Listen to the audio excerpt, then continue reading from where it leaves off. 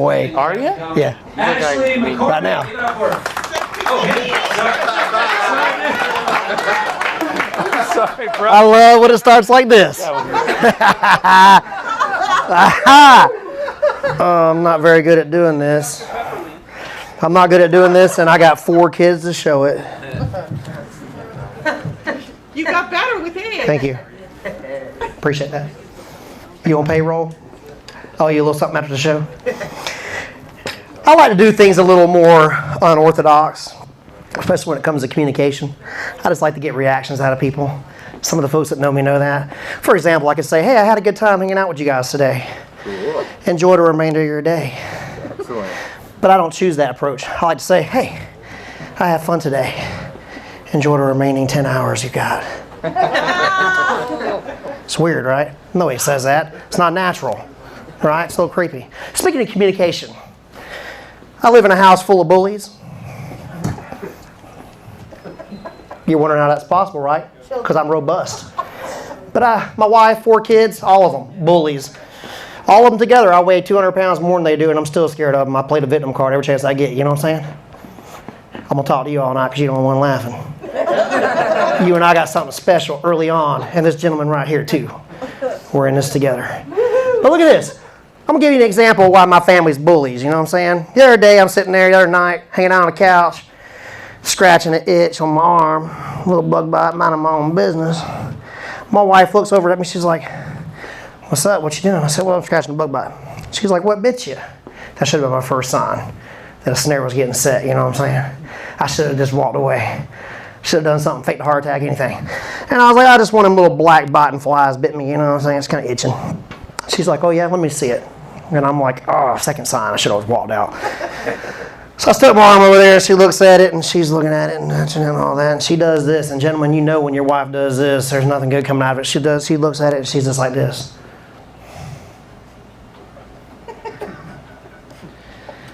That's not what bit you.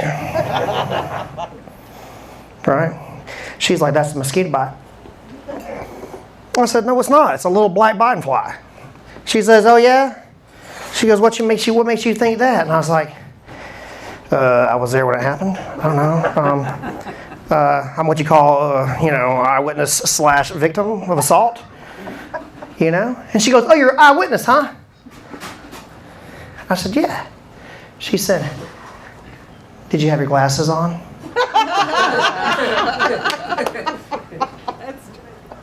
That was good. Checkmate.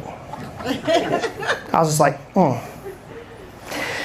But to make it worse, I said, family of bullies. My 5-year-old's in there hanging out on the couch, right? Doing what 5-year-olds do, right? He's watching space shuttles launch on an iPad over there. He's doing this thing, you know. He's minding his own business until he sees that his mom just kneecapped his dad, right? So he's going to jump in. I call him Little Bit. Stands for Little Bully in Training. 3 foot tall, biggest bully of them all. This guy's terrible. You know what I'm saying? Oh, 5-year-old. He's over there looking at his little iPad, little space shuttle. He looks over at me.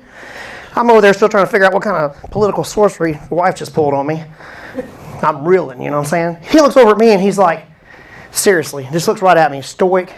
Hey, Dad, just how fat would you be if you were in outer space? And I look up with him, too. We're looking up there like there's an answer up there for me, you know what I'm saying? I'm like, all this math going through my head, and the math, I'm trying to figure out a good answer for him, and just like gravity out there, I got nothing, you know what I'm saying? God, I was hoping that would go well. I had the word gravity buried deep in my head all day, you know what I'm saying? Thank you. But it don't stop there. My 14-year-old, the hyena, the shark, blood is in the water. And here comes my 6'3", 180-pound 14-year-old. He's homeschooled. He's still a jock. I don't know how that happens. He comes rolling up in the living room because he knows I'm over there bleeding out, you know what I'm saying? Looks like the mafia just took me out behind the casino. He rolls up in there. He sees me over there. He's like, hey, Dad. He's always working out. I ain't kidding. He's a big dude. He's always working out. He's like, hey, Dad, just how sore do your legs get from carrying that fat ass around all day long? I wasn't going to cuss. I apologize. Then And I'm just looking at him. And on the outside, I'm like, yeah. On the inside, I'm dying a little bit. I'm like, ooh, you know what I mean? Because it's true.